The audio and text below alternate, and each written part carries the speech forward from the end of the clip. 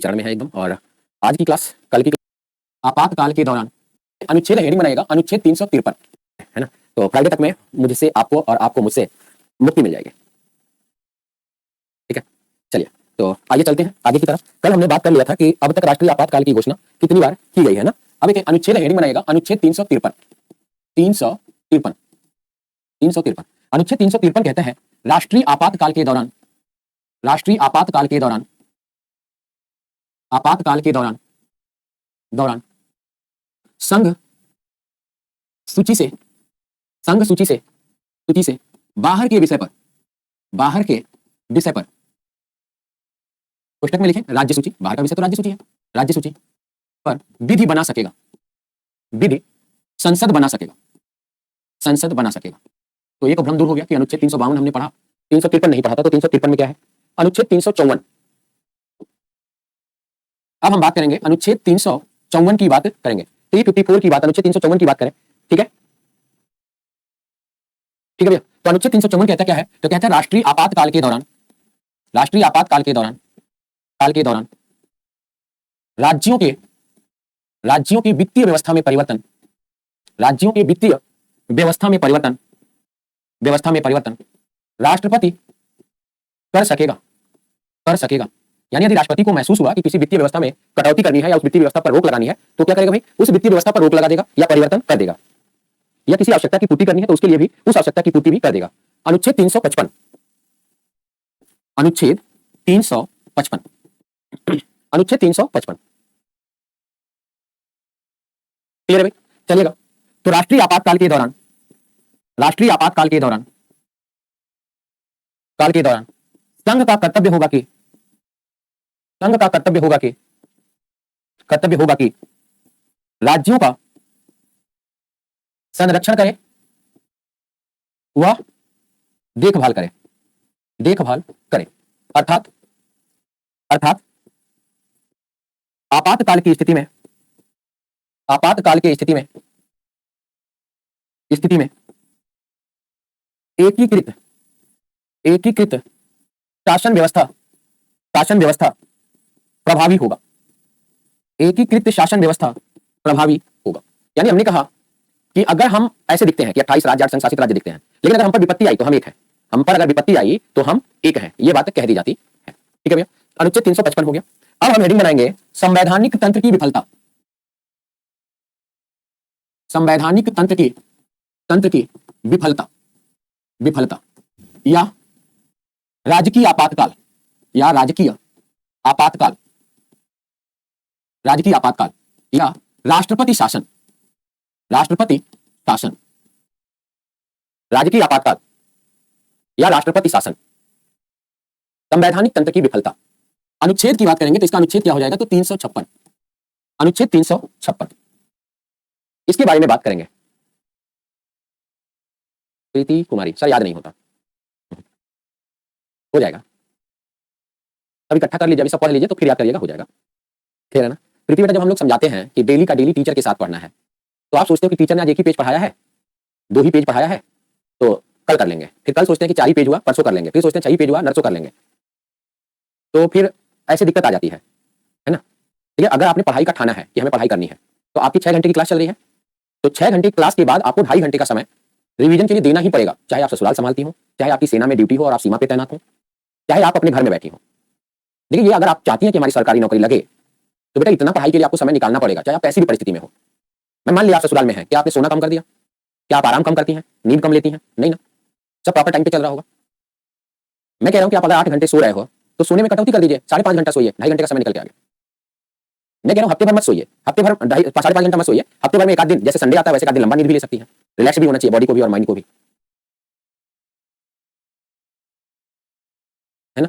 देखिए, काम तो हर जगह बॉर्डर ही है, ठीक है, काम तो हर जगह बॉर्डर है, लेकिन जरूरी है ना कि अगर आपने सोचा है कि मैं पढ़ाई कर सकती हूँ, तो पढ़ाई करने के लिए अगर आपने सोचा होगा तो आप निकालते होंगे ना।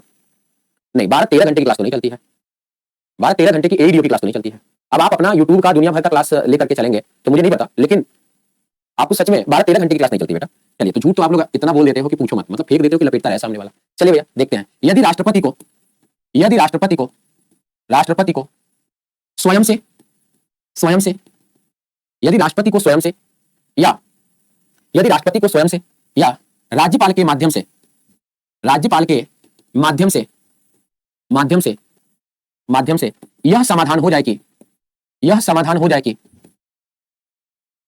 समाधान हो जाए कि, राज्य की शासन व्यवस्था, राज्य की शासन व्यवस्था, शासन व्यवस्था व्यवस्था संविधान के अनुरूप, संविधान के अनुरूप अनुरूप कार्य नहीं कर रहा है, कार्य नहीं कर रहा है, नहीं कर रहा है, तो संविधान के अनुरूप कार्य नहीं कर रहा है, तो नहीं कर रहा है, तो उस राज्य में, तो उस राज्य की शासन व्यवस्था, शासन व्यवस्था व्यवस्था राज्यपाल के माध्यम से, राज्यपाल के माध्यम से, माध्यम से राष्ट्रपति, राष्ट्रपति अपने हाथ में, अपने हाथ में ले लेगा,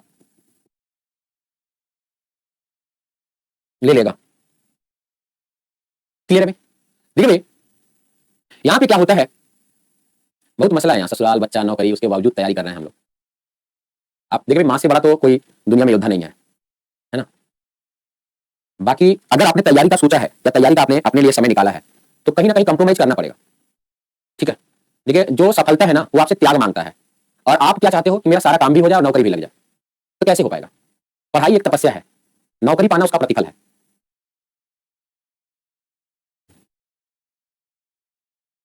चलिए भाई, तो देखिए भाई, जब किसी राज्य में राष्ट्रपति शासन लगता है तो उस राष्ट्रपति शासन की जो सत्ता चलती है, जो सरकार चलती है, वो राज्यपाल चलाता है राज्य में, लेकिन वो मेन बागडोर किसके हाथ में होती है? मेन बागडोर किसके हाथ में होती है? तो मेन बागडोर राष्ट्रपति के हाथ में होती है। ठीक है भैया, चलिए आगे देखिए, अनुमोदन की बात करते हैं। सभा मलिक बार बार एक ही बात लिख रही है, मुझे रोस्ट कर रही है। इस तरह सलाह बहुत अच्छा देते हैं। अनुमोदन, अनुमोदन देखिए भैया, घोषणा के पश्चात, घोषणा के पश्चात,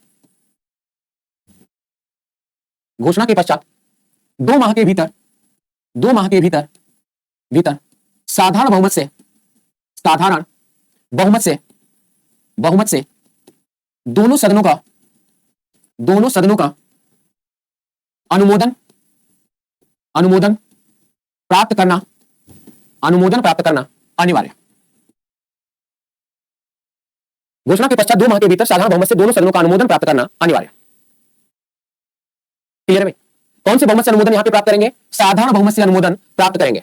जबकि राष्ट्रपति, राष्ट्रीय आपातकाल अनुमोदन क्या होता है?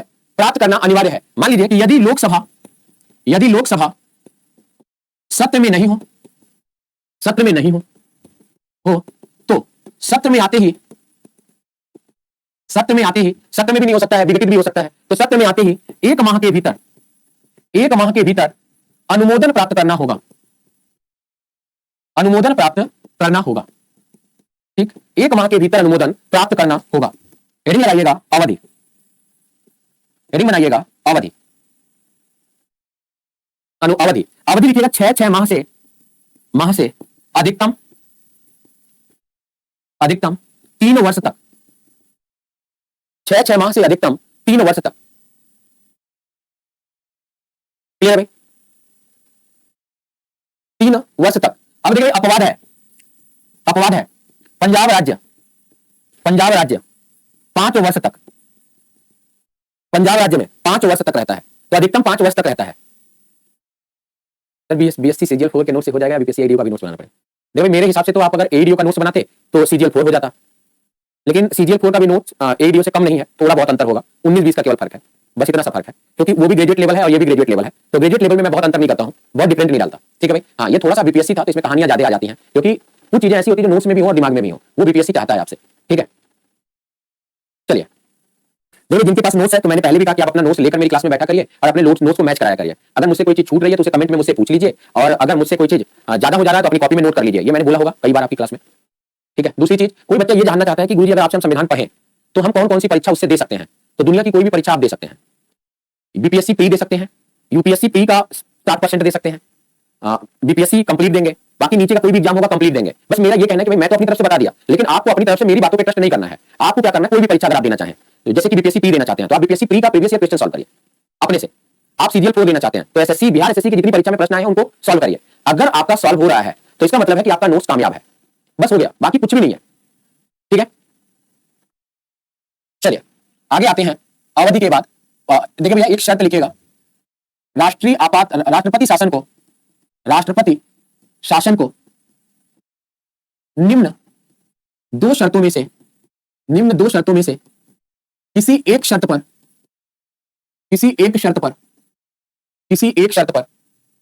राष्ट्रपति शासन को निम्न दो शर्तों में से किसी एक शर्त पर एक वर्ष से अधिक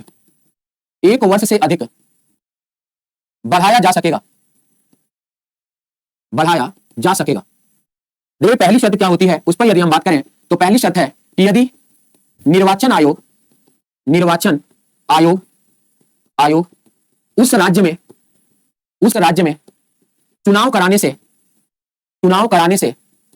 मना कर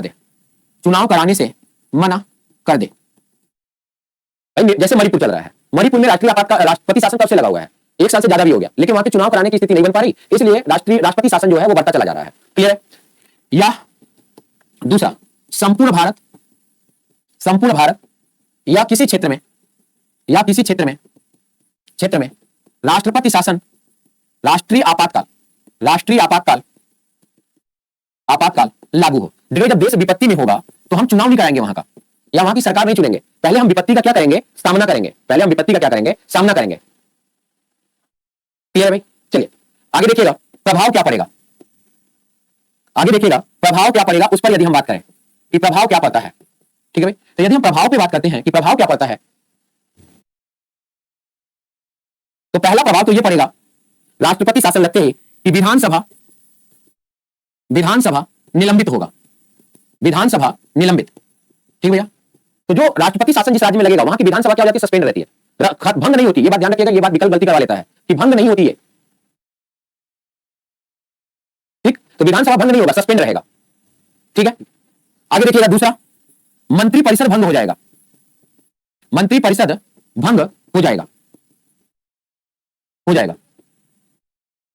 राज्य की शासन व्यवस्था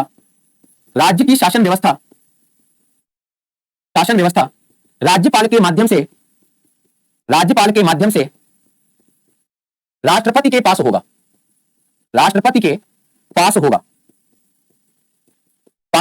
चौथा, राज्य का बजट राष्ट्रपति के पूर्व अनुमति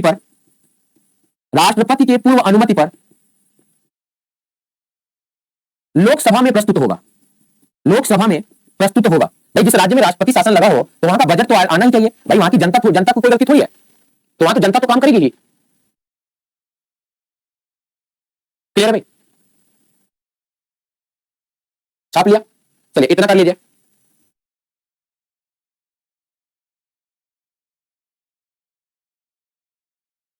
इतना अगर आपने कर लिया है तो आगे देखिए भाई, सबसे पहले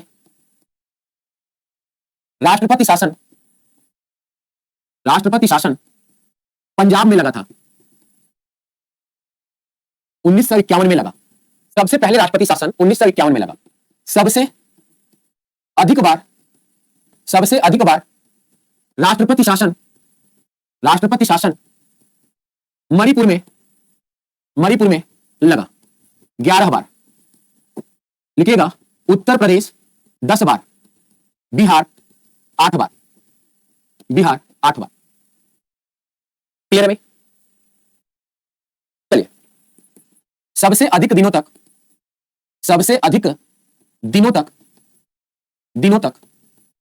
पंजाब राज्य में राष्ट्रपति शासन लागू रहा। सबसे अधिक दिनों तक पंजाब राज्य में राष्ट्रपति शासन लागू रहा।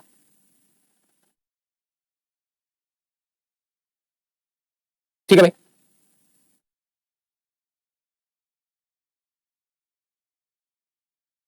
पांच साल 269 दिन, लगभग 6 साल। दिनों के आधार पर देखेंगे तो सबसे अधिक दिनों तक राष्ट्रपति शासन कहां लागू रहा, तो पंजाब राज्य में लागू रहा। सर जी खेत किस आर्टिकल में आता है? खेत राष्ट्रपति शासन का मतलब होता है कि वहां की राज्य की सरकार काम नहीं करेगी।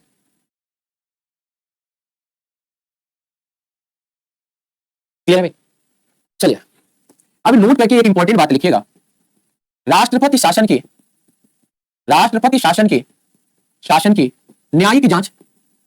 न्यायिक जांच सुप्रीम कोर्ट के द्वारा किया जाएगा। यानी ये नहीं माना जाएगा कि भैया न्यायिक जांच इसलिए किया जा रहा है कि भैया राष्ट्रपति कहीं मनमानी तो नहीं कर रहा, कहीं संघ सरकार के दबाव में जबरदस्ती राष्ट्रपति शासन तो नहीं लगा रहा, तो इसलिए राष्ट्रपति शासन की न्यायिक जांच भी की जाती है। और न्यायिक जांच कौन करता है? तो न्यायिक जांच सुप्रीम कोर्ट के द्वारा की जाती है। क्लियर है भाई? चलिए अब आते हैं अनुच्छेद 360 राष्ट्रीय आपातकाल। 360 राष्ट्रीय आपातकाल। राष्ट्रीय आपातकाल अनुच्छेद 360 राष्ट्रपति आपातकाल। पोक्सो नहीं पॉक्सो होता है, तो पॉक्सो कानून है, वो अनुच्छेद में नहीं आता, वो अपने आप में ही कानून है बेटा। ठीक है, राष्ट्रीय आपातकाल। चलिए भाई, यदि राष्ट्रपति को स्वयं से या किसी माध्यम से यह समाधान हो जाए। देखिए समाधान शब्द का मतलब मैंने बताया था, मंत्रिमंडल का लिखित आदेश, यह समाधान हो जाए कि संपूर्ण भारत या उसके किसी क्षेत्र में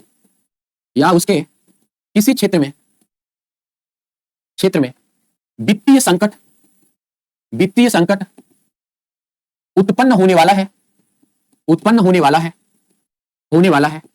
या होने की संभावना है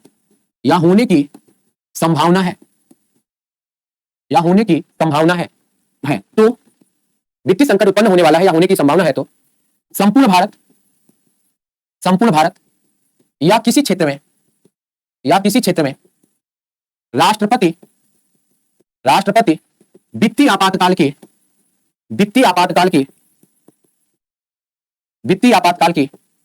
घोषणा कर सकेगा। वित्तीय आपातकाल की घोषणा कर सकेगा।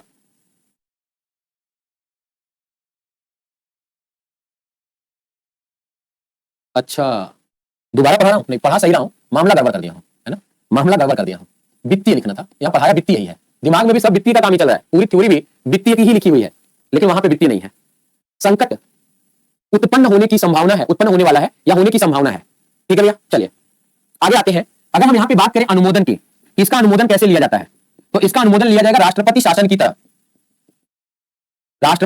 की तरह। इसका अनुमोदन लिया जाएगा। अगर हम बात करेंगे इसकी अवधि की, इसकी अवधि कितनी होगी, तो इसकी अवधि 6 माह से अनिश्चित काल तक, और प्रत्येक वृद्धि पर अनुमोदन अनिवार्य। 6 माह से अनिश्चित काल तक और प्रत्येक वृद्धि पर अनुमोदन अनिवार्य होगा। अनुच्छेद 358 नहीं पढ़ाया था क्या? अनुच्छेद 358 पढ़ाया आप लोगों को भाई कि अनुच्छेद 19 तत्काल प्रभाव से निलंबित हो जाएगा। ठीक है, अवधि हो गया। अब हमें यह जानना है कि इसका प्रभाव क्या पड़ेगा। जब वित्तीय आपातकाल लगेगा तो इसका प्रभाव क्या पड़ेगा, इसके बारे में बात करेंगे। तो देखिए भैया, वित्तीय आपातकाल जब लगेगा तो इसका प्रभाव क्या पड़ेगा की बात करें तो प्रभाव पड़ेगा सुप्रीम कोर्ट के मुख्य न्यायाधीश सहित संघ व राज्य सरकार के अधीन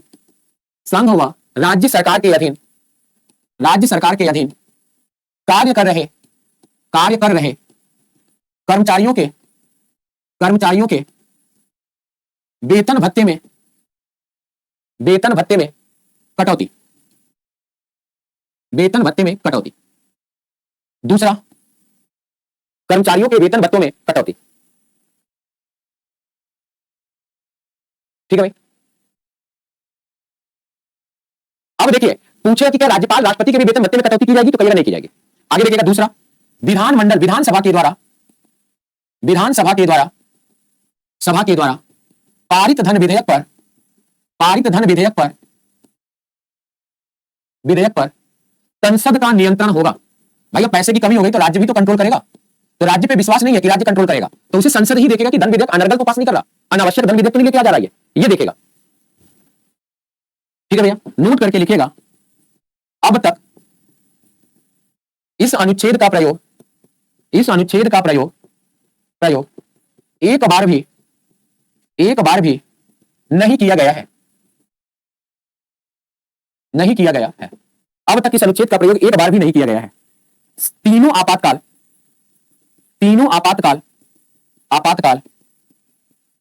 को वापस राष्ट्रपति बिना किसी अनुमोदन के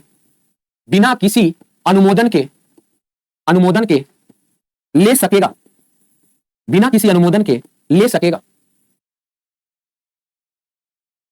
कुछ अनुच्छेद लिखेगा इंपॉर्टेंट, अनुच्छेद लिखेगा भाई आप।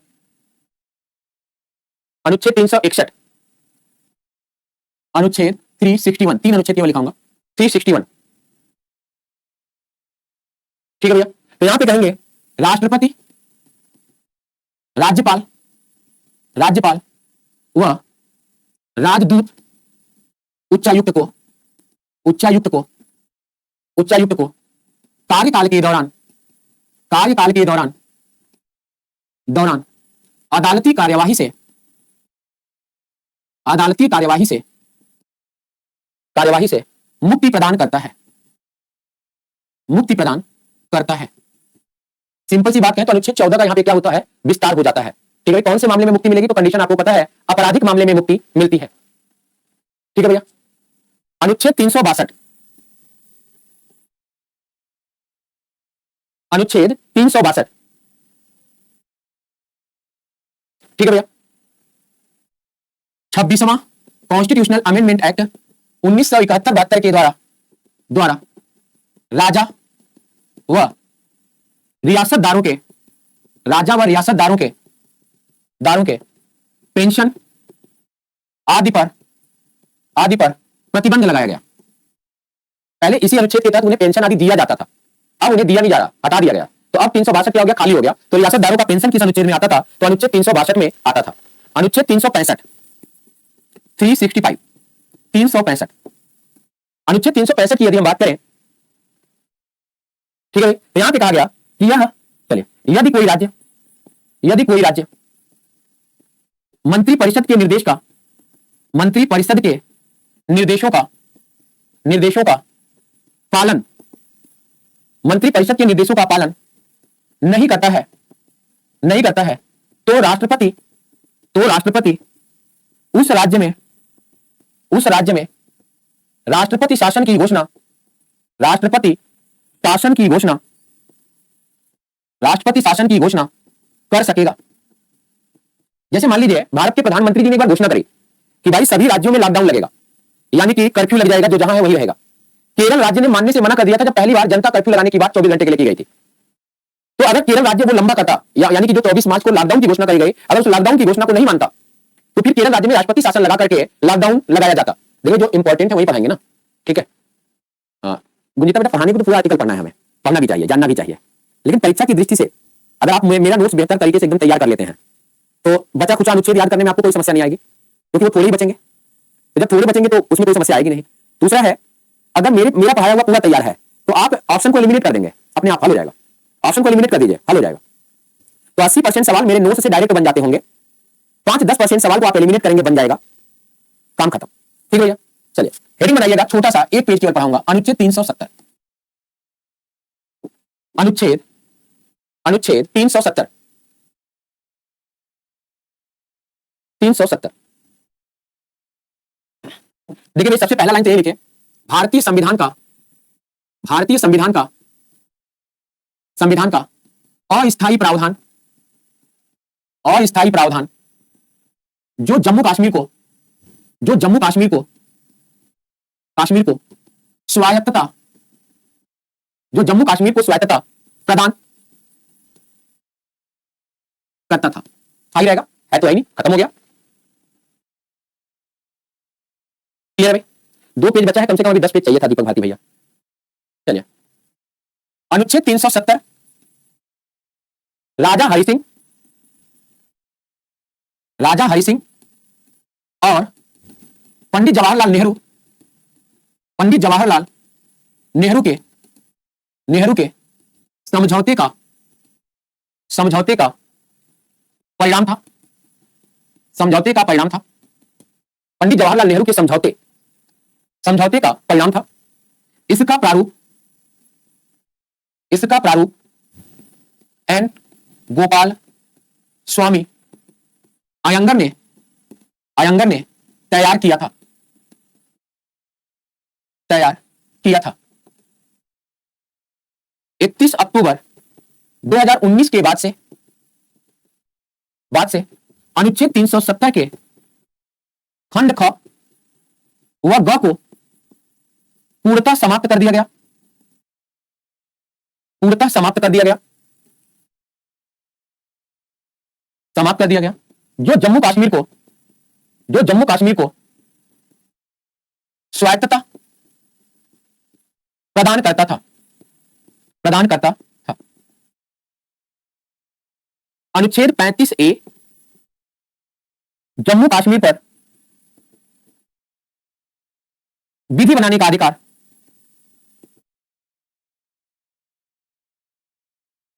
उसके विधानमंडल के पास होगा, उसके विधानमंडल के पास होगा, अब समाप्त हो गया। उसके विधानमंडल के पास होगा, अब समाप्त हो गया। ठीक है, देखिए जब सरदार वल्लभ भाई पटेल ने राष्ट्रों के एकीकरण का झंडा उठाया कि हम पूरे राष्ट्र का एकीकरण कर देंगे, तो उसमें सबसे ज्यादा समस्या क्रिएट करने वाले राज्य आए हैदराबाद, जिसे ऑपरेशन पोलो के दौरान शामिल किया गया, जूनागढ़ जिसे जनमत संग्रह के दौरान शामिल किया गया, और जम्मू कश्मीर जिसे समझौता के द्वारा शामिल किया गया। और जम्मू कश्मीर को जब हमने अपने समझौते में शामिल किया तो उसका बस एक ही कारण था कि वहां की ज्यादातर जनसंख्या मुस्लिम थी, लेकिन वहां का जो राजा था वो हिंदू था। तो राजा का झुकाव भारत की तरफ था और जनता का झुकाव पाकिस्तान की तरफ था। हालांकि पहला उनका उद्देश्य था कि जम्मू कश्मीर ना भारत का हिस्सा होगा ना पाकिस्तान का हिस्सा होगा, यह अपना एक स्वतंत्र राज्य होगा। लेकिन बाद में जब कबीलाई हमला हुआ जम्मू कश्मीर पर, तब यह मामला सामने आया कि राजा हरि सिंह को सुरक्षा चाहिए थी। तो राजा हरि सिंह ने केंद्र को वित्त, संचार, रक्षा और विदेश की बातें सौंपी, बाकी सारी चीजों को अपने पास जम्मू कश्मीर में रखा था। यानी जम्मू कश्मीर भारत का हिस्सा होते हुए भी भारत से बाहर लगता था कि विदेश है, और दोहरी नागरिकता का प्रावधान था, क्योंकि जम्मू कश्मीर का नागरिक पहले जम्मू कश्मीर का नागरिक था, फिर भारत का नागरिक था। ऐसी समस्याएं थी। और जम्मू कश्मीर का जो विधानमंडल था, जम्मू कश्मीर के लिए कानून वही बनाता था, कोई और बना नहीं सकता था। ठीक है, तो इसलिए ये समस्याएं वहां पे थी। हालांकि अनुच्छेद 370 में राजनीतिक कारण बताया जाता है कि पंडित जवाहरलाल नेहरू ने गलत किया था या सही किया था, लेकिन अगर आप इतिहास में झांक के देखेंगे तो आपको पता चलेगा कि वो समय की मांग थी, और इसके लिए सभी ने समर्थन किया था, चाहे वो सरदार पटेल रहे हो, चाहे जवाहरलाल नेहरू रहे हो, चाहे कोई भी रहा हो। ठीक है, वो समय की मांग थी। अनुच्छेद 35 से बताया तो भाई कि जम्मू कश्मीर के लिए, जैसे भारत के लिए विधि भारत की संसद बना रही है, लेकिन जम्मू कश्मीर के लिए विधि जम्मू कश्मीर का विधानमंडल बनाता था। हैदराबाद ऑपरेशन पोलो के तहत बताएं तो ऑपरेशन पोलो कितने डेट को हुआ था? अब उसी डे को, दिवस को रूप में मनाने लगे।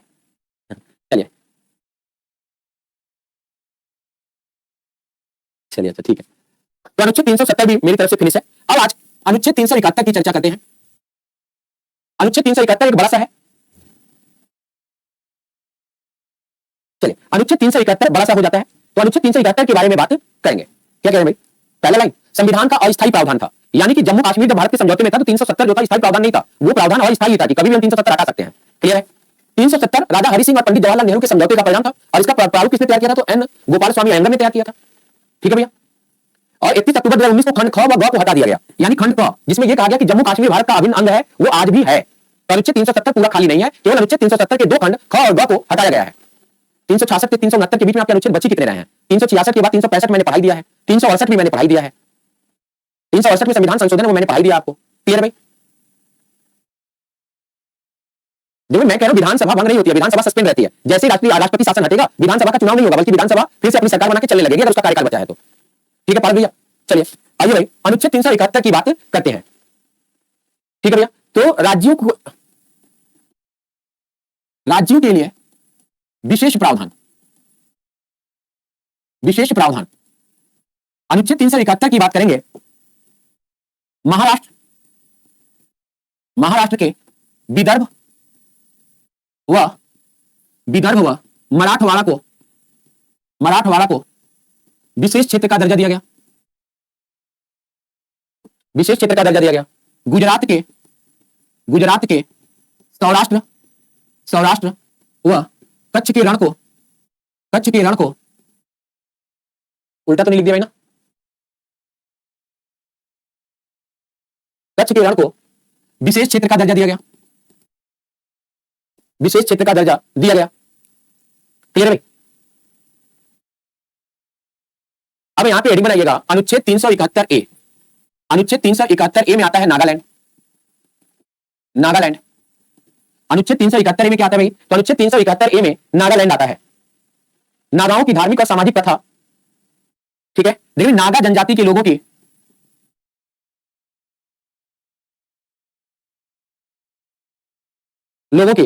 सामाजिक व धार्मिक प्रथा का संरक्षण, इसके लिए राज्यपाल को शक्ति दी गई है कि राज्यपाल के पास विशेष कानून होगा। अनुच्छेद 371 भी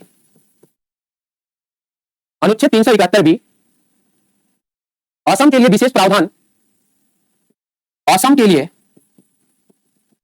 लिए विशेष प्रावधान जो जनजाति के विकास पर आधारित है। देखो यहाँ के राज्यपाल ना ताकतवर होते हैं जनजाति क्षेत्रों के, ठीक है, वहां के राज्यपाल को पर्वतीय परिषद, जनजाति परिषद आदि चुनने का अधिकार मिल जाता है। क्लियर है भाई? अनुच्छेद 371 का सी।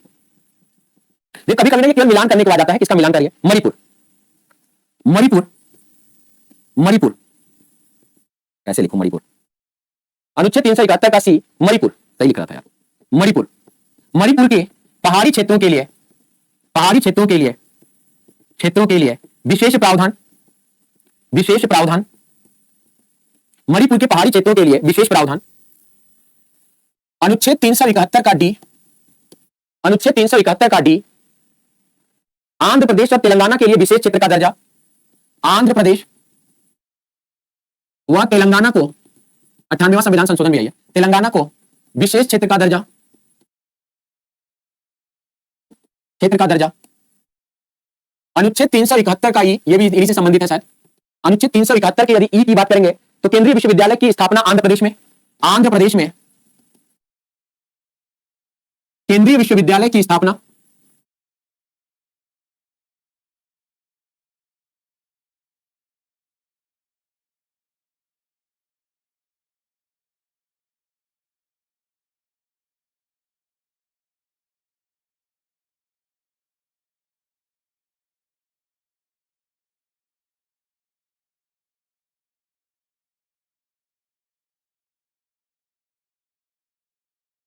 केंद्रीय विश्वविद्यालय की स्थापना,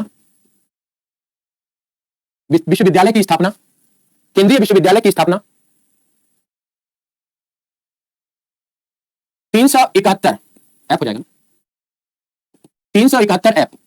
सिक्किम के, सिक्किम के जमीन, सिक्किम के जमीन, लैंड, जमीन, संस्कृति, संस्कृति आदि की, आदि की विशेषता को महत्व। यहां तो हमारे खान सर भी विजिट कर चुके हैं और वहां की तारीफ बहुत किए थे। अनुच्छेद 371 के जी की बात करें, अनुच्छेद 371 के जी की बात करें, मिजोरम,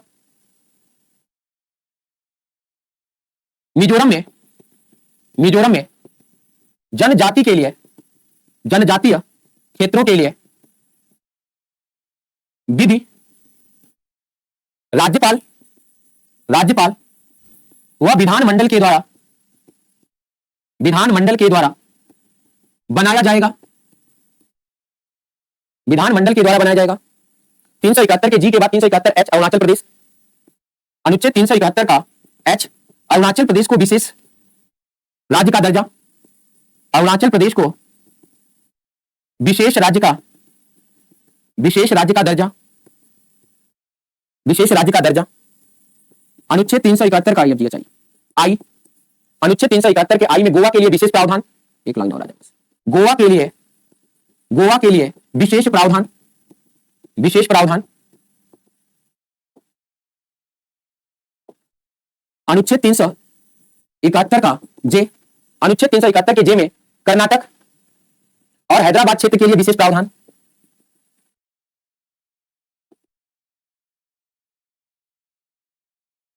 विशेष प्रावधान, कर्नाटक और हैदराबाद के लिए विशेष प्रावधान।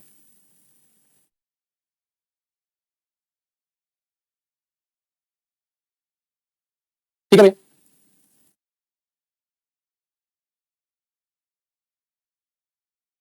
तो मेरी तरफ से 371 भी खत्म हो गया। बाकी इसके आगे पीछे के जो अनुच्छेद है उसमें एक अनुच्छेद कभी कभी आ जाता है परीक्षा में, अनुच्छेद 375।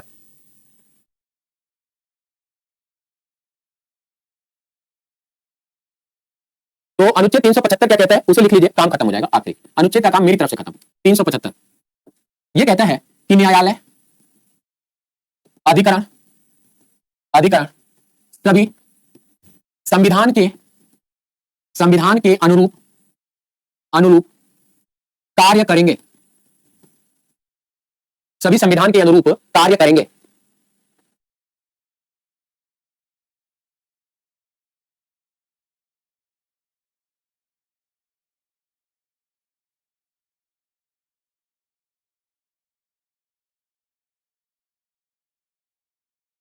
याद कैसे करेंगे? लिखिए रोज का रोज। अनुच्छेद 1 में क्या है, 2 में क्या है, 3 में क्या है, 4 में क्या है, 5 में क्या है। जैसे आपने 1 लिखा तो सीधे मुंह में बोलिए, भारतीय राज्यों का संघ होगा। 2 में राज्यों का प्रवेश स्थापना, 3 में राज्यों का नाम सीमा परिवर्तन, 4 में ऐसे लिखते रहिए बस। क्लियर भाई?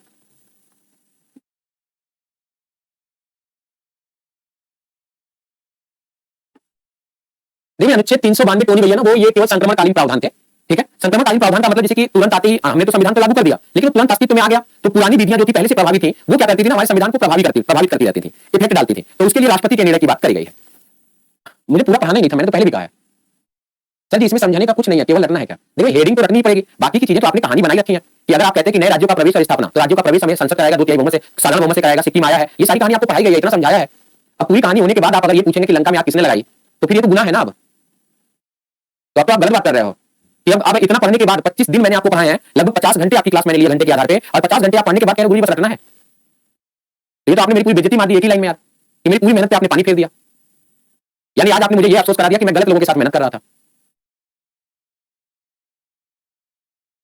तो ये तो बड़ी गलत बात बोली आपने भाई कि केवल रटना है। केवल रटना होता तो फिर मैं 50 घंटे क्यों पढ़ाता, मेरे लिए तो 50 मिनट का है। फिर ये 50 घंटे का संविधान मेरे लिए है ही नहीं, अगर रटने की बात करूं मैं तो केवल 50 मिनट का है। चलो भैया, अब हमें बात केवल अब किसकी करनी है, तो कल का जो हमारा टॉपिक है वो संविधान संशोधन का टॉपिक है।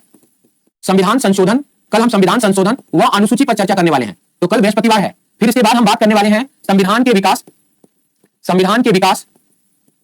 व संविधान सभा प्लस संविधान के स्रोत पर हम चर्चा करने वाले हैं।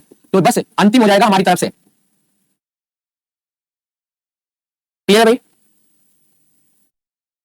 देखिए भाई, आप जब चावल चेक करते हैं तो पूरा चावल खाने के बाद नहीं बताते कि चावल कैसा है। जब किसी मछली के एक मछली ही पूरे तालाब को गंदा कर देती है, यानी भाई आपने मेरी मेहनत को एकदम जाया कर दिया ना कि गुरुजी रखना है क्या।